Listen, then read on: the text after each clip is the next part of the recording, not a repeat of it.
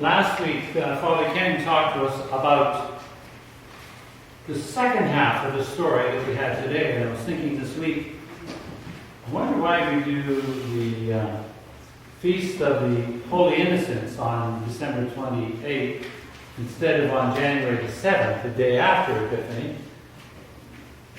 Who knows? That's above my pay grade. I don't make those decisions. So today we get the first half of the story, where in this translation we heard today, wise men came to see Jesus. Other translations say Magi or Magi, depending on how you want to pronounce that. Because they're probably Zoroastrian from Persia, and there was an element of religiosity about that role. They weren't just wise seniors. Everybody that's a senior is wise, right? We all agree on that? At least everybody who's a senior agrees on that. So, but it was more than just being elderly statespeople. These were folk who were involved in a very serious study of what went on in the stars. And it was like a roadmap. It's sort of like, I always used to wonder when you go into a shopping complex and I stand in front of the ideolocator. Did you know what's called that? Ideolocator? It tells you where you are. It says on it, you are here. And how do they know? Now, of course, that's old hat, because when you look on your phone and you open the map, it tells you where you are, and wherever you go, it follows you. But in those days, to actually have it printed. Anyway, so these Magi were people who studied the map of the stars to try to understand what was going on in the world. And that always troubled me a bit too, when it said that the star came and stopped over the place where the young child was. And yet, how does a star stop? I mean, don't they all just kind of go through the heavens every night? And how do they actually come and stop? Well, there are peculiar things going on in the heavens, the celestial thing that we look at. First of all, we remember that the word planet comes from some word, Greek maybe, word for wanderer, because the planets don't stay in the same place. They go this way and they go this way relative to the other stars. They walk back and forth because, in fact, we're looking at them as they're circling the sun in a different way. Then there's comets that come and do unexpected things. As you know, there's a comet on its way through our solar system now from another star system, not from our own star system. It's not from the Oort cloud way out there, it's from someplace else. They can tell it by the speed and the trajectory that it's a visitor from another realm coming through our solar system. And of course, comets, as they come through, seem to change direction as they go past the sun, and their tails turn around and all of that. So maybe they were looking at a comet, or maybe they were looking at a planet. Not likely, because that would seem too mundane, really, because planets have been there all along. Or they might have been looking at a supernova. Now, I don't know if you've ever tried to find a supernova. I mean, it's a thing people do. Did you know that? You take a look at pictures of the sky. So you can do this yourself. You can go online or however you find pictures and look at two pictures of the same piece of sky taken at different times. And if there's, on the later one, a bright spot that wasn't there on the earlier one, then you may have found a supernova. There was a young girl in Canada a few years ago that did that. She was looking and she was the discoverer of a supernova. Now, a supernova is when a star gets really big, a really big star, it gets even bigger, and then all of a sudden it collapses in on itself because the weight of it is just too much. and then it explodes. And that's pretty much the end of the star, but it goes out with a bang. A big flash, which is about to happen. I don't know if you read it recently. It's about to happen in our own galaxy. On Orion, the star Betelgeuse, which is on the left shoulder of Orion, if you're looking at it from our point of view, Betelgeuse has dimmed since October by 20%. And that's usually a sign it's about to go nova. So keep your eyes on the star. It could happen tonight. It's 650 light years away, so it could have happened 650 years ago, and we find out tonight.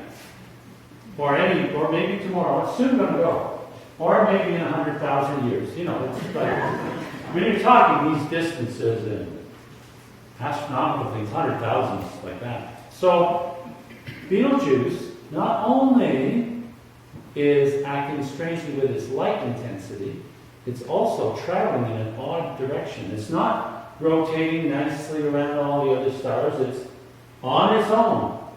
So, maybe something like that was what they looked at, and they saw a star doing something really strange. When a star goes nova, it manufactures heavier elements in its core. Right? The pressures combine to create nuclear fusion. Fission is when it comes apart, fusion is when it goes together. So nuclear fusion takes place, and heavier elements form, and then they're blasted out. Because all the stars in the beginning were made out of hydrogen. And we have, right here, in our planet, carbon and calcium and a few other elements in our bodies which were created in stars a long time ago, far, far away. You're wondering what all this has to do with anything religious, aren't you? Arise, shine, Isaiah said, for your light has come, and the glory of the Lord has risen upon you. Behold, darkness shall cover the earth, and gross darkness the people. The light that was to come, we heard on Christmas from Father Ken, quoting John chapter 1, was the Word of God. The light shines in the darkness, and the darkness has not overcome it. Jesus was that light and came into the world to shine his light to everyone. So I like to think that part of what happened with Jesus, or one way of understanding what happened with Jesus on the cross, is that he went nova. His great sacrifice went out into all the world.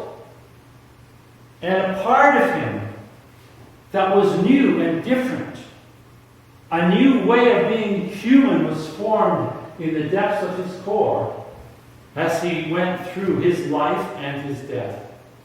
And that's what was blasted out into the whole world when Jesus went nova.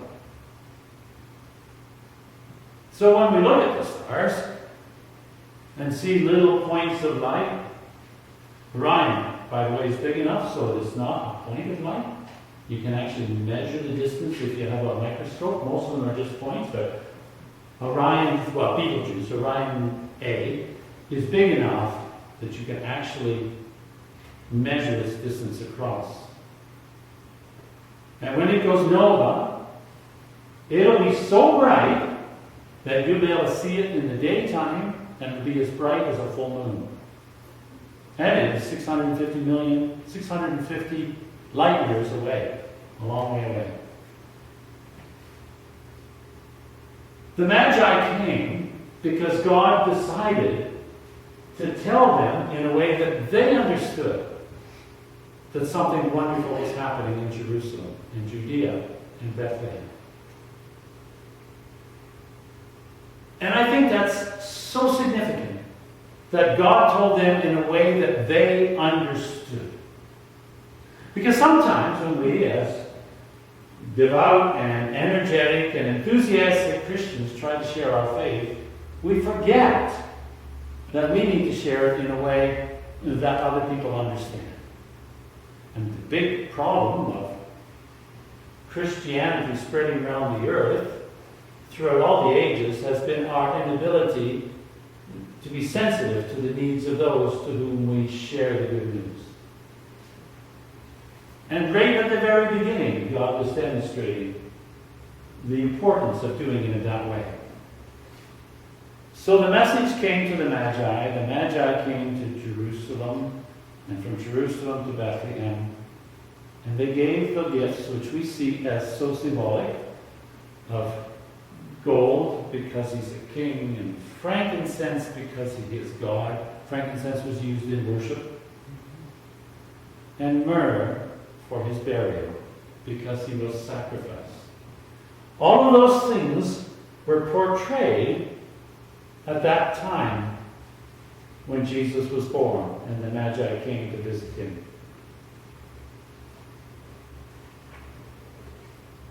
The light shines in the darkness, and the darkness has not overcome it, John said.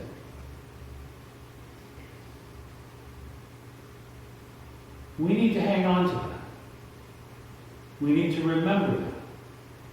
And we need to be that. We need to think of our own lives as something that shines out into the darkness. And sometimes the shining is expensive. Giving to someone else might cost who we are. Sometimes it takes everything we are. But the good news for us is that we have received grace from Jesus.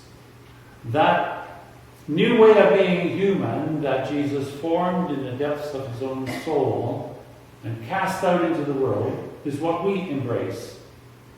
And that's what we share. And that new way of being human, so that I'm not too mysterious or cloudy, is to live for the good of others. Paul said in that passage that we heard this morning from the letter to the Ephesians that this was a mystery hidden through the ages. I get excited when I think about how all these things work together, because that heavenly body that was seen by the Magi was initiated a long time before ever Jesus was born. Now, if it was a combination of planets, the orbits of the planets are not something that have been thought up recently, understood recently, but they've been going a long time. We know that Uranus and Neptune, their orbits are so large that they haven't made one orbit since they were discovered centuries ago. That it takes hundreds and hundreds of years to get around. So lining them up at the right time is difficult. A supernova, hundreds, maybe millions of years ago, that happened. I mean, when they see supernova, and they do, from other galaxies, that's like millions of light years ago. To happen right there at that time. Paul said this is a mystery that's been hidden through the ages. He had no idea what he was talking about. He had no idea of how long a view God has of all things that take place on this earth.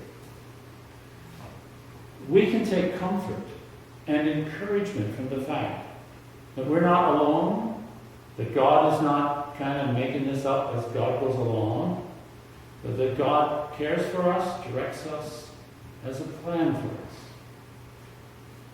And knowing that gives us courage to step out in God's name and say, I would like to share with you some of the brightness and beauty and light that I've seen. I would like to share with you what goes on in my heart when I think about the good things that God has done for me. Living our lives with a smile on our face, even in the worst of circumstances. Living our lives rejoicing in the love of God, even in the worst of our circumstances. Perhaps I should say, especially in the worst of our circumstances, gives hope to others. When they see that even in the worst of our situations, we do not lose our faith in God. We do not lose our hope in Christ. They too may seek to share what we have. God calls us to such a sacred mission, to receive the light of Christ, to send it out into the world as he did at his birth and again at his death and resurrection. May God so bless us that we will live with the ever-present knowledge and joy of his light in our lives. Amen.